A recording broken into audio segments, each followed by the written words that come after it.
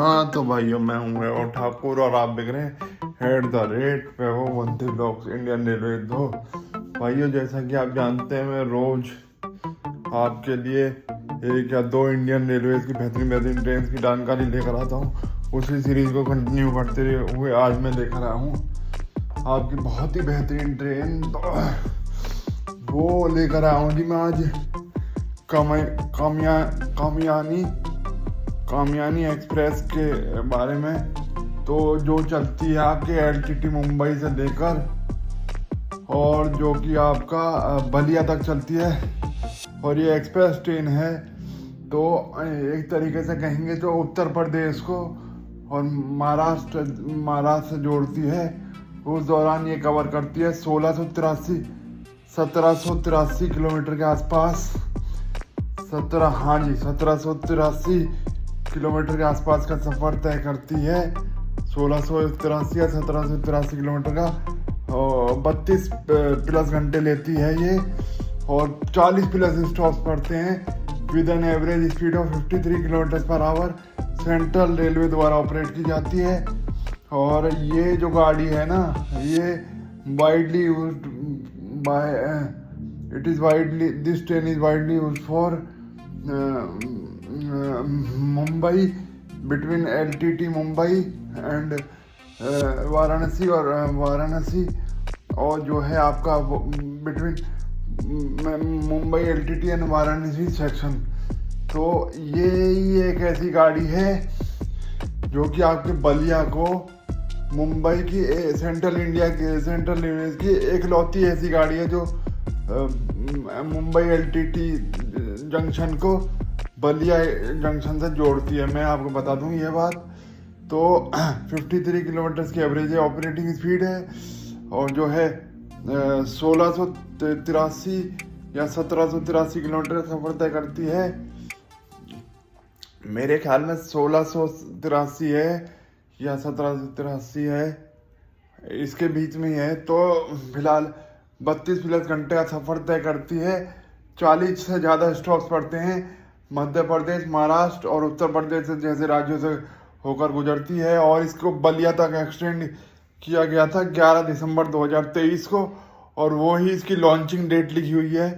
तो मतलब अब जो है 11 दिसंबर को इसे लॉन्चिंग डेट के हिसाब से जो मेंशन है, जो मैंने नेट पे पढ़ी है, उसके हिसाब से इसे 3 साल के आसपास हो जाएंगे 11 दिसंबर 2026 में, जब मैं ये वीडियो बना रहा हूँ।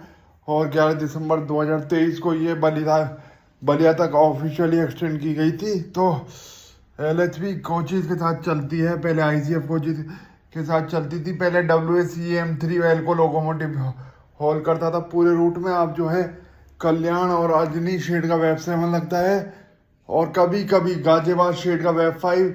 जनरली तो जो है कल्याण, मैं आपको बता दूं, गाजियाबाद शेड का वेब 5, वेब 7 और वेब 5 कॉमनली तो हॉल करते हैं। और कल्याण और अजनी शेड का भी वेब 7 लगता है। कभी कभी अजनी शेड का, और कभी कभी कल्याण शेड का, और कभी कभी गाजियाबाद शेड का वेब 5 वेब 7 लग जाता है। तो आप वेब 5 और वेब 7 ही हॉल करते हैं कॉमनली तो। पर वो आपको मैं बताऊं, कल्याण शेड इलेक्ट्रिक लोगो शेड, अजनी लोगो शेड और गाजियाबाद लोगो शेड के हो सकते हैं। इन्हीं तीनों लोगो शेडों में से किसी इलेक्ट्रिक शेड के होते हैं कॉमनली। तो वो मैं आपको बता दूं, गाजियाबाद लोगो शेड अजनी या कल्याण शेड के होते हैं। पर कभी कभी गाजियाबाद शेड का भी वेब 5 और वेब 7 लग जाता है इलेक्ट्रिक लोगो शेड का। तो ये दोनों के दोनों इलेक्ट्रिक लोकोमोटिव बहुत ही पावरफुल होते हैं। बताने की जरूरत नहीं है कि बहुत ही बेहतरीन पावरफुल होते हैं। मैं आपको एक बार दोबारा बता रहा हूँ, बहुत ही पावरफुल इंजन है लोकोमोटिव से। जहाँ पावर आउटपुट की बात करेंगे तो पावर आउटपुट आपको वेब 7 देता है 6300 प्लस की पावर जनरेट करता है। और वहीं ऑन द अदर हैंड तो आप उसके वेब 5 की बात करेंगे तो वेब 5 5400 प्लस की हॉर्स पावर जनरेट करता है। बहुत ही तगड़े जाइंट लोकोमोटिव्स कह सकते हैं, ये फेमस पॉपुलर पैसेंजर ट्रेन्स की लोकोमोटिव्स कह सकते हैं। और वहीं आप बात करेंगे गुड्स ट्रेन के लोकोमोटिव की, सबसे पावरफुल लोकोमोटिव की, तो WAG-12 है, जो 12,000 हॉर्स पावर का, 12,000 हॉर्स पावर का होता है। वो सबसे जाइंट लोकोमोटिव गुड्स ट्रेन का होता है। जितनी मैं आपको बता दूं, जितना मतलब जितना जो सामान है 12,000 ट्रक पुल करेंगे, वो अकेला एक WAG-12 ले जा सकता है। जी हाँ, WAG-12 बहुत ही जाइंट लोकोमोटिव है। अभी मतलब अभी इंडियन रेलवे से आया 5-10 साल से ही मतलब मैं तो देख रहा हूँ, तो 5-10 साल से मेरे सामने तो 5-10 साल से ही देखने को मिला है। तो अभी अभी रिसेंटली इंक्लूड किया है 5-10 साल पहले। तो बहुत ही जाइंट लोकोमोटिव है, जैसे कि वेब 7 और वेब 5 हुए हैं पैसेंजर ट्रेन के लिए। पैसेंजर ट्रेन के लिए और भी लोकोमोटिव्स हैं, पर जो मतलब कभी कभी वेब 4 भी हॉल करता है इसे पूरी रूट में। वो भी इलेक्ट्रिक लोकोमोटिव है, वो भी गाजियाबाद शेड का ही लगता है। गाजियाबाद शेड के 3 लोकोमोटिव्स कभी कभी हॉल करते हैं। आपको बता दूं मैं, वेब 5 लोकोमोटिव हॉल करता है, वेब 7 लोकोमोटिव हॉल करता है, और कभी कभी वेब 4 लोकोमोटिव गाजियाबाद शेड का हॉल करता है। और वेब 7 लोकोमोटिव आपका लगता है कल्याण, और कभी कभी वेब 7 लगता है रजनी शेड और कल्याण शेड का। पर जहाँ तक मुझे लगता है कल्याण और रजनी शेड का ही कॉमनली हॉल करता हो। वैसे गाजियाबाद शेड के लोकोमोटिव तो कभी कभी हॉल करते होंगे, क्योंकि मुंबई LTT की गाड़ी है। जब ये बलिया से चलती होगी तब इसे गाजियाबाद का दिया जाता होगा, मुझे लग रहा है। तब भी हो सकता है उधर का ही दिया जाता हो, पर ज़्यादातर जो है, जहाँ तक मेरी समझ में आता है, वहाँ कल्याण शेड का ही और रजनी शेड का ही वेब 7 दिया जाता होगा। मैं आपको बता दूँ, वेब 4 भी हॉल करता है, वेब 5 भी हॉल करता है, वेब 7 भी हॉल करता है। कभी कभी वो गाजियाबाद शेड के करते हैं, कभी कभी। पर जो लिखा हुआ था उसके हिसाब से मैं आपको सारे बता रहा हूँ। और जो पहले एल्को लोकोमोटिव हॉल करते थे, वो WAC-M3 लोकोमोटिव, एल्को लोकोमोटिव जो होते थे वो हॉल किया करते थे। वो तो गुजरात और हो गया, it was an past era. तो फिलहाल मैं आपको कहूँगा कि बहुत ही अच्छा एक रूट है, एक्सप्लोर कर सकते हैं आप। अगर आपको बलिया जाना है तो आप ले सकते हैं इस गाड़ी को। कामयानी एक्सप्रेस के साथ। मेरा प्रोनाउंसिएशन अगर थोड़ा सा गलत है तो आप मेरे को करेक्ट करके बता सकते हैं, क्योंकि ऐसा ही कामयानी एक्सप्रेस के साथ। तो इसका रेक शेयरिंग किसी गाड़ी के साथ नहीं है अभी तो फिलहाल। तो मैं आपको बता रहा हूँ, सेंट्रल इंडिया की एक लौती ऐसी गाड़ी है जो बलिया को मुंबई LTT से जोड़ती है। मैं आपको बता दूँ, it is widely use for Mumbai LTT, between Mumbai LTT and Prayagraj, और प्रयागराज और वाराणसी रीजन। तो ठीक, तो मैंने ये भी आपको बता दिया, प्रयागराज और वाराणसी रीजन से मुंबई को जोड़ने वाली एक लौती इट इज़ वाइड, ये बहुत ज़्यादा वाइडली यूज़ की जाने वाली गाड़ी है मुंबई LTT से, और जो कि प्रयागराज और वाराणसी रीजन के बीच यूज़ की जाती है। और यही एक ऐसी गाड़ी है सेंट्रल इंडिया की, सेंट्रल रेलवे की, जो मुंबई LTT को बलिया से जोड़ती है। एक लौती गाड़ी आप समझ सकते हैं। तो फिलहाल 40+ स्टॉप्स पड़ते हैं, मध्य प्रदेश, महाराष्ट्र और उत्तर प्रदेश जैसे राज्यों से होकर गुजरती है। 53 किलोमीटर की एवरेज ऑपरेटिंग स्पीड है। तो 11 दिसंबर 2023 को वो ऑफिशियली एक्सटेंड की गई थी बलिया तक, और वही इसका लॉन्चिंग डेट भी लिखा हुआ है।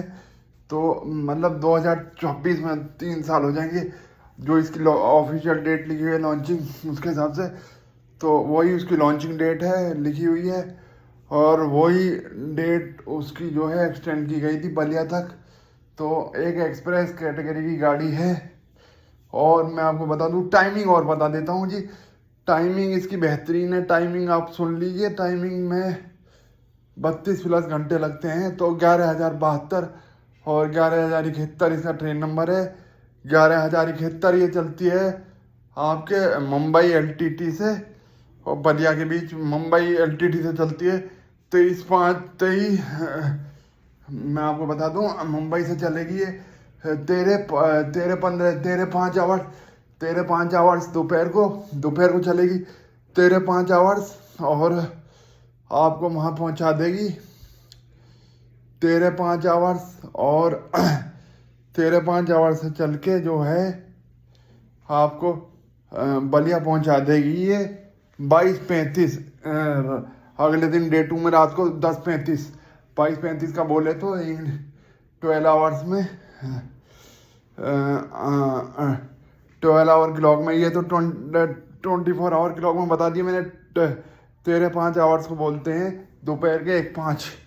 और अराइवल टाइम है बलिया पे इसका जो है वो है 22:35 आवर्स, मतलब रात के 10:35। और वहाँ से चलेगी, बलिया से चलेगी एस ट्रेन नंबर 11,072 और मुंबई LTT से चलती है 11,071। तो बलिया से चलेगी ये 12:45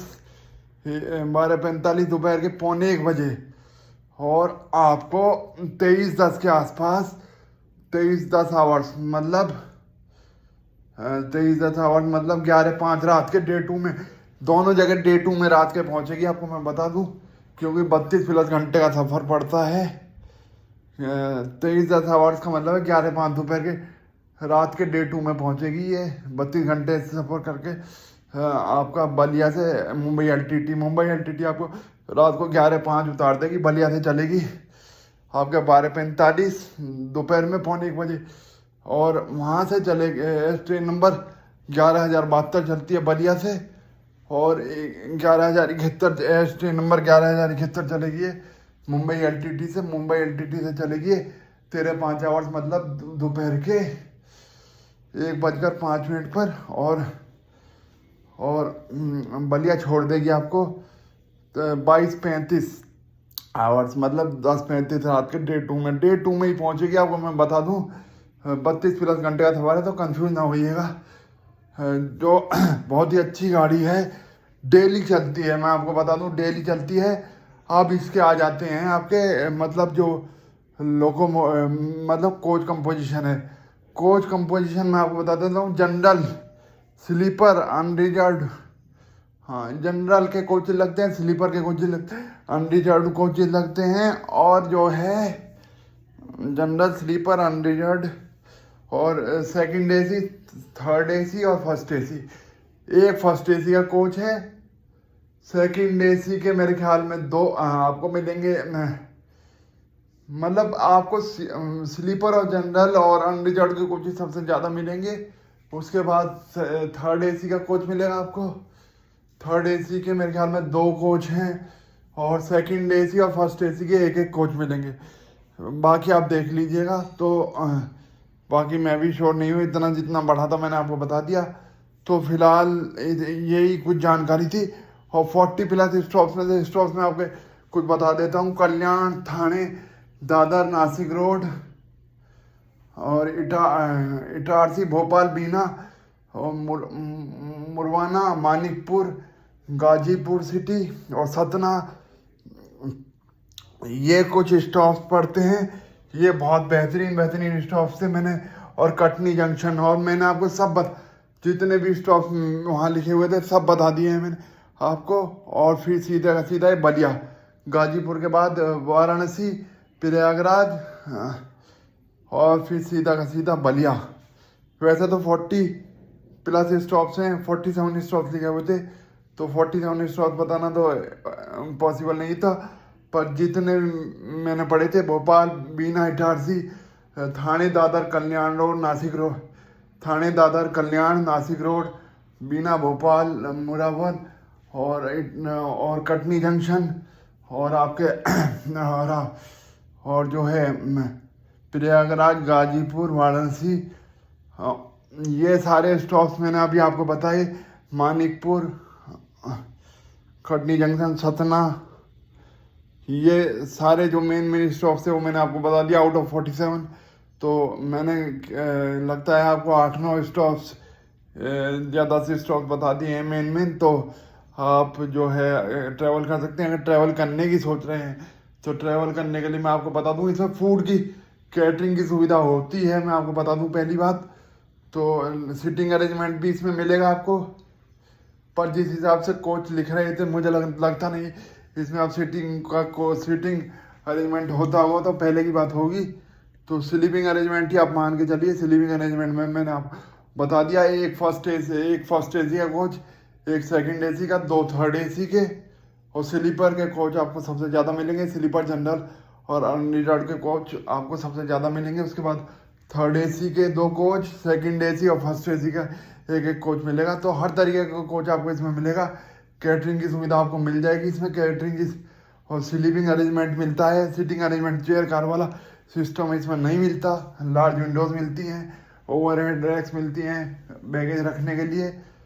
और आप देख लीजिएगा, ऑन बोर्ड हाउस कीपिंग तो इसमें रहती है, क्योंकि बहुत ही लंबे रूट की गाड़ी है। अगर 1650 से 1750 किलोमीटर का सफ़र तय कर दिया लगभग, आप वो देख लीजिएगा। थोड़ा सा कंफ्यूज हो गया हूँ, 1650 है या 1750 है। तो मुझे इतने लंबे रूट की गाड़ी 32 प्लस घंटे का सफ़र लिखा हुआ है, तो मेरे हिसाब से बहुत ही मतलब वो भी ऑन बोर्ड हाउस कीपिंग तो होती होगी इसमें। तो आप जो है एक अच्छी गाड़ी है, अगर आप लेना चाहते हैं। वैसे तो लोकमान्य तिलक से और मतलब अमेठी के बीच भी एक वो चलती है, पर मैं बलिया की बात कर रहा हूँ। मतलब उत्तर प्रदेश से बहुत सारी गाड़ियाँ हैं जो मतलब वाया टू मुंबई आती हैं। आपको कमैनी एक्सप्रेस के बारे में बता दिया मैं। अब एक चलती है आपकी उद्योग नगरी, वो चलती है अमेठी से आपके LTT मुंबई से अमेठी के बीच में, वो भी ऐसे ही समय लेती है। तो मतलब बहुत बहुत अच्छी गाड़ियाँ हैं। पर ये मेरा व्लॉग है आज का इस गाड़ी का, तो मैंने आपको सारी जानकारी दे दी है A to Z, ट्रेन के स्टॉप से लेकर, राज्यों से लेकर, स्पीड कब लॉन्च हुई, कोच कंपोजिशन और लोकोमोटिव डिटेल सब बता दिया मैंने आपको।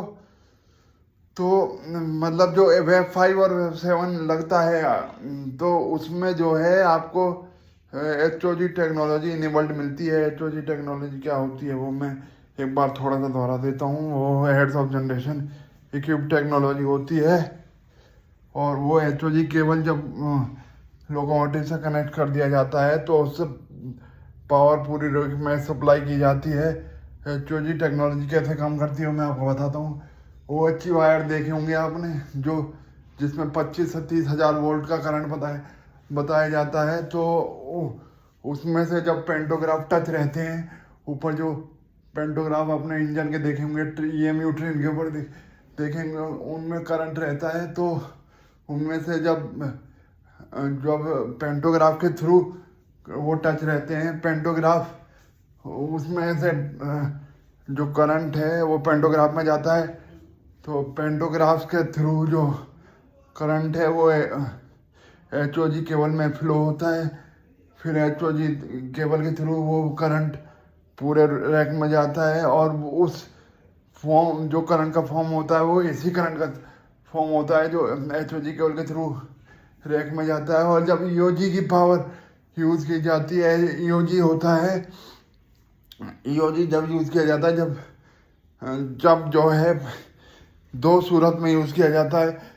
या तो लोकोमोटिव फेल हो जाए, या कुछ और दिक्कत, माइनर दिक्कत आ जाए, तब EOG चला जाता है।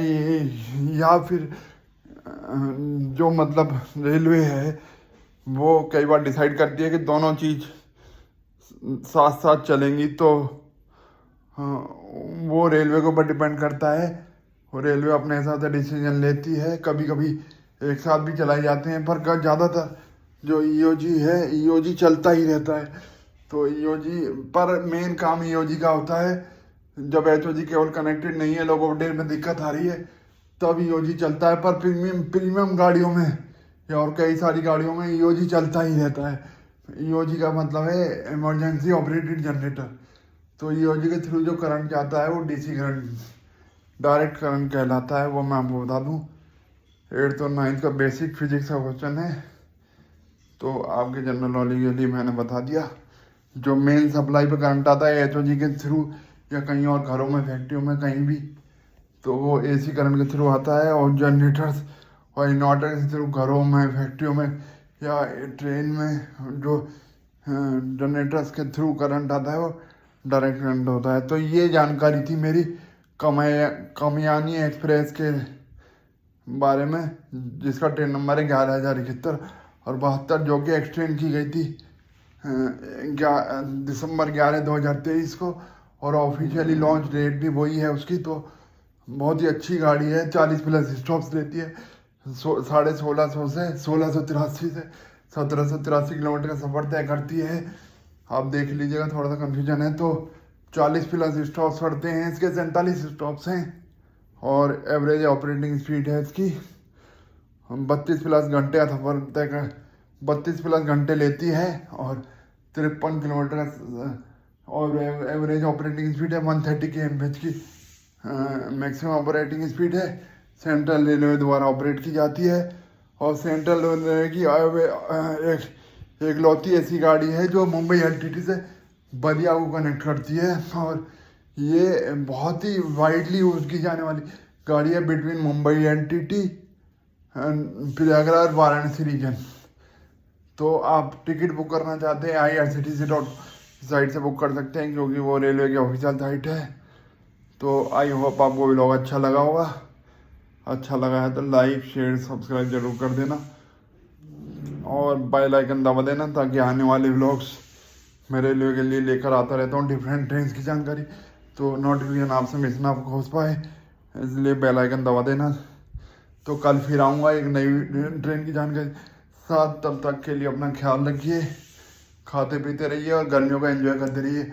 और हाँ जी, गर्मियों का डे टेम्परेचर आप चल रहा है आपका, मतलब दिन में चल रहा है मैक्सिमम टेम्परेचर 42, 41, 43 के आसपास, और रात का टेम्परेचर वही चल रहा है 27, 28 के आसपास। तो अब और ज़्यादा एक्सट्रीम गर्मी लेवल में पहुंचेगा जब हम मई में पहुंचेंगे, उसके बाद देखेंगे क्या होता है। तो इसी के साथ मैं अपने व्लॉग को ख़त्म करता हूँ। This is Thakur signing off, bye bye, thank you very much.